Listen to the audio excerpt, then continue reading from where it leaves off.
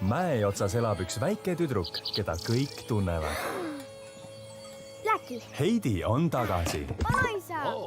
Peeter. Hei Heidi. Koos tuttavate nägudega. Oi Aivarõbli, see ei ole sulle. Ja täiesti uue looga. Tule Peeter. Ainult teist on juba kuulnud edukast ärimehest härra Schneitingerist.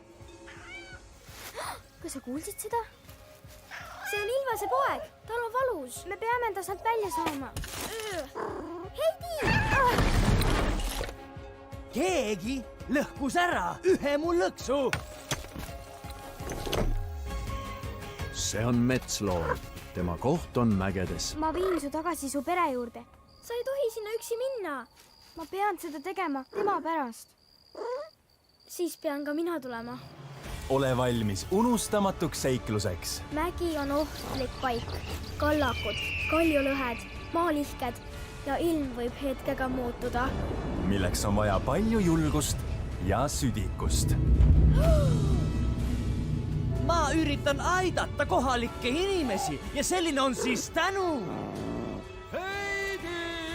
Heidi, just seetõttu ei saa ma sind kaotada. Pepe! Hei, Pepe! Heidi! Pea kinni! Heidi ja väike Ilves.